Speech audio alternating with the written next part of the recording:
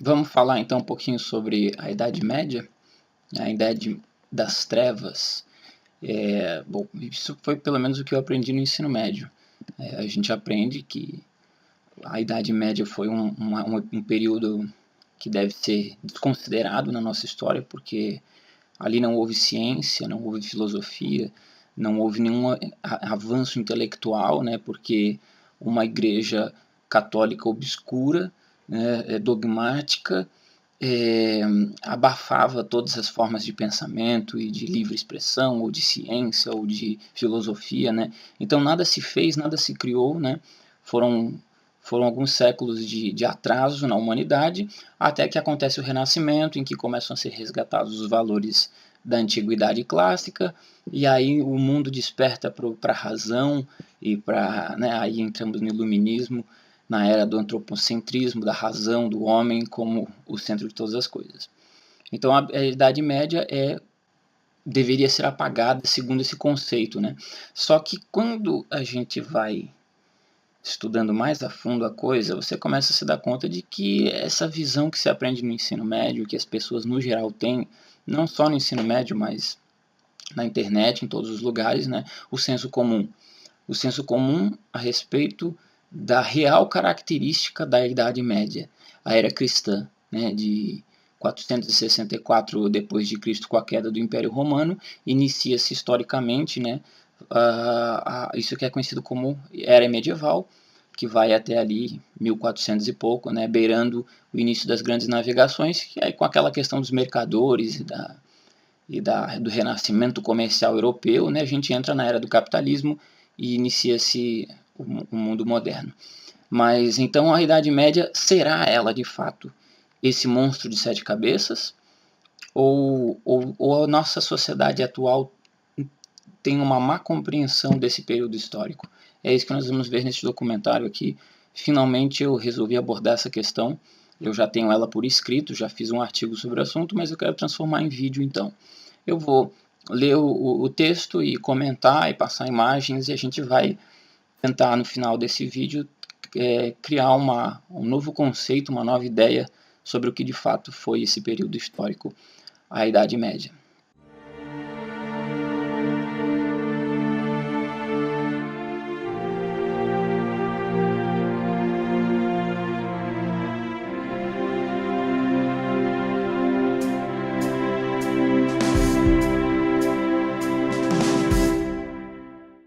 Noções preconceituosas sobre a Idade Média já foram amplamente propagadas, inclusive por motivações políticas, e ainda hoje permanecem mitos no imaginário popular. Isso também é verdadeiro quando se trata das noções de ciência no período.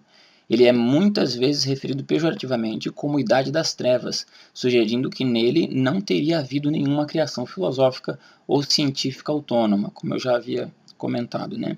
Depois de superado o abalo de desastres como a peste negra, na parte final da Idade Média, o Ocidente pôde demonstrar um crescimento científico ainda mais exuberante no período subsequente. Os avanços na óptica, obtidos durante a Idade Média, logo iriam gerar aparelhos como o microscópio e o telescópio. Esses dois instrumentos, juntamente com a prensa móvel, fruto medieval, são vistos por muitos como os equipamentos mais importantes já criados para o avanço do conhecimento humano. É preciso também ressaltar os avanços na física, né? O movimento científico medieval concentrou-se na ciência física, mas foram provavelmente o nascimento e o desenvolvimento das universidades, juntamente com as primeiras sementes do que se tornaria a metodologia científica contemporânea, as heranças mais importantes do período. Essa história das universidades realmente, né? O berço das grandes universidades foi o período medieval. Por mais que os homens do Renascimento e dos momentos históricos subsequentes às vezes fizessem questão de esquecer, muito disso foi possibilitado pelas conquistas medievais. A Idade Média, aqui como a gente vê no texto, ela foi o alicerce, o chão, para que muitos dos feitos da Idade Moderna e científicos pudessem vir à tona. Né? Vejamos alguns dos maiores mitos criados pela modernidade sobre a Idade Medieval. Agora a gente começa, né? Eu vou mostrar alguns tópicos para vocês. Tópico 1. Na Idade Média, pessoas eram decapitadas todos os dias, sabe? Aquela imagem que a gente tem dos filmes de cinema, né? Que era um mundo bárbaro de uma igreja obscura, em que o que se via todos os dias em praças públicas eram pessoas sendo decapitadas, enforcadas, né? Aquela caricatura que se vê em filmes de Hollywood, mas que não representa a realidade. Qual é a realidade? Embora grande parte das pessoas acredite no contrário, a pena de morte era uma punição utilizada apenas em casos considerados extremamente graves para a época. Para que alguém recebesse a sentença, era preciso que ela fosse responsável por assassinatos, incêndios criminosos ou crimes mais hediondos, né? As decapitações não eram exatamente como vemos nos filmes. Elas não aconteciam o tempo todo e poucas punições como a decapitação foram feitas em público. Na verdade, o caso mais comum de execução era a forca, e as fogueiras foram usadas poucas vezes, geralmente depois que o indivíduo já havia sido morto por enforcamento. Fogueiras e guilhotinas para todos os lados, né? Não era bem assim. 2. Na Idade Média havia injustiça social e fome. É claro que na Idade Média também havia diferenças sociais. No entanto, os mais pobres não ficavam sem alimento. Os camponeses recebiam diariamente pães e uma porção de mingau, tudo acompanhado de cerveja. Além disso, eles também recebiam alguns pratos mais substanciais, dependendo da disponibilidade da época. Entre eles estavam carnes secas ou curadas, queijos, frutas e legumes. Além disso, patos, gansos e até mesmo pombos. Não eram incomuns na mesa dos camponeses. Alguns deles tinham até mesmo mel para acompanhar as refeições. Enquanto isso, os ricos contavam com uma enorme variedade de cortes de gado e ovelhas, além de uma série de pratos condimentados. De qualquer forma, mesmo que os pobres não pudessem pagar pelo luxo, eles recebiam uma refeição considerada mais adequada do que muitos lanches de fast food atuais. Número 3. Foi uma época de violência e barbárie, né? Um dos períodos mais bárbaros e obscuros da história, né? Muitas pessoas morreram, eram coisas monstruosas na Idade Média. Será mesmo? Vamos comparar com a modernidade. Uma das ideias erradas que se tem é que, ao longo da Idade Média, era bastante comum ver casos de violência e mortes.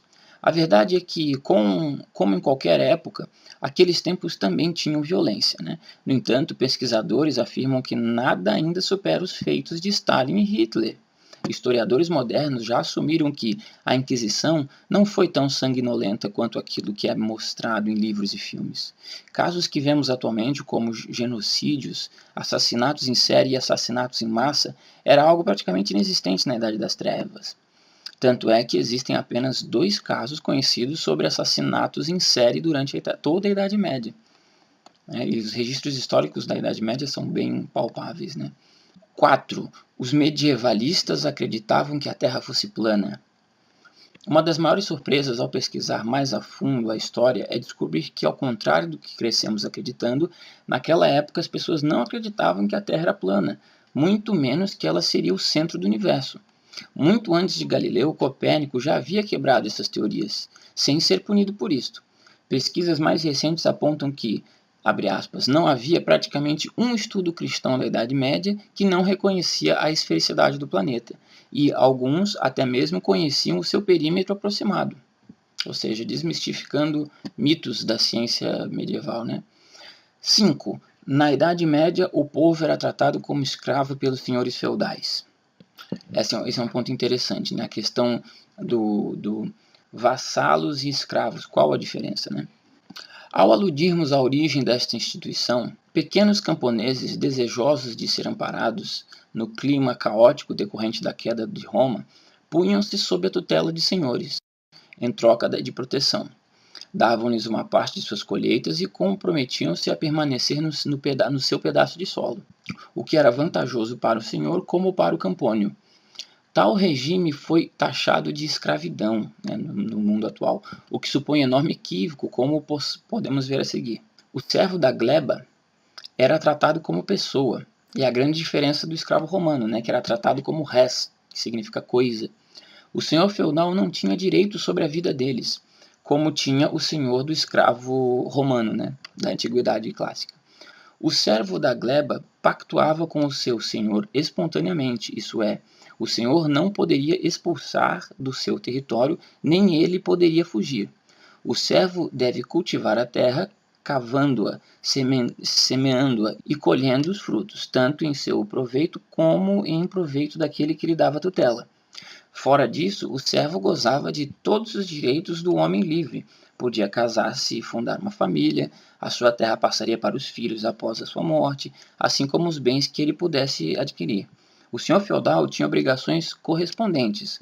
Não lhe era lícito vender, alienar ou abandonar a terra do servo.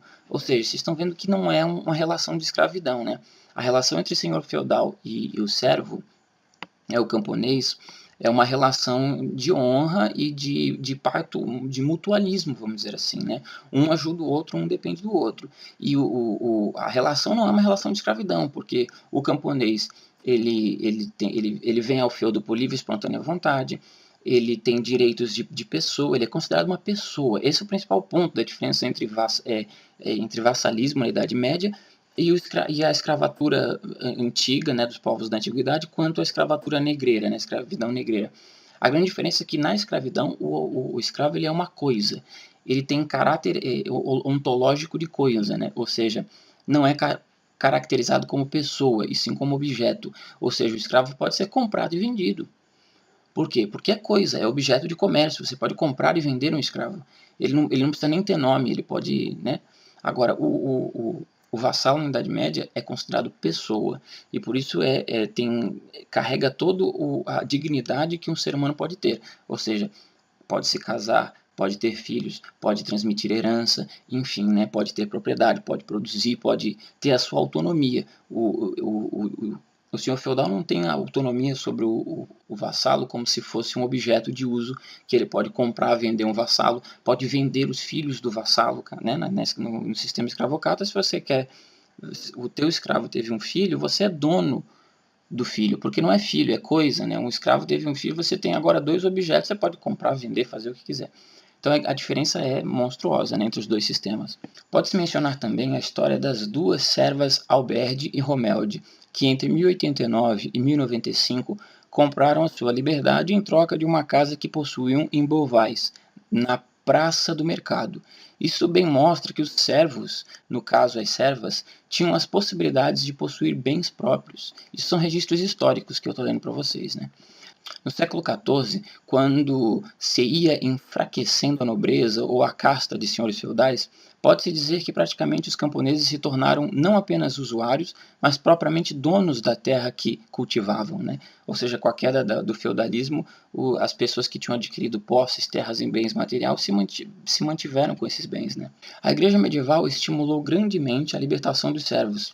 É de notar, por exemplo, o caso de Sugere, filho do servo da gleba, foi condiscípulo do futuro rei Luís VI na abadia de Saint-Denis. Entre eles, originou-se nos bancos da escola uma amizade que só cessaria com a morte, ou seja, uma amizade entre Luís VI e Sugere, que Sugere é o nome dele, né, filho do servo da gleba. Entre eles originou-se nos bancos das escolas, ou seja, na sua adolescência, uma amizade que só cessaria com a morte. Sugere, mais tarde, tornou-se abade de Saint-Denis e, como tal, governou o reino da França durante a cruzada de Luís VII, que ao regressar o proclamou pai da pátria, ou seja, um servo que se tornou um senhor, que se tornou uma pessoa de importância, né? Ou seja, como diz aqui, tornou-se abade, né? Abade como tal governou o reino da França. Então é a possibilidade ou seja, tudo advém do fato deles possuírem status existencial enquanto pessoa, né? Ou seja, são pessoas e não coisas. Estes dados, aos quais outros poderiam se acrescentar, bem evidenciam a grande diferença existente entre os escravos antigos em Roma e a escravidão negreira moderna, de um lado, e os servos medievais de outro, né? A escravidão do mundo antigo e a escravidão do mundo renascentista são escravidões de verdade, nua e cruamente a coisa. E a relação de servo e senhor feudal é uma coisa completamente distinta, né? Vamos para o 6º item. Na Idade Média, a mulher era totalmente subjugada pelo patriarcado machista. Será que isso é verdade?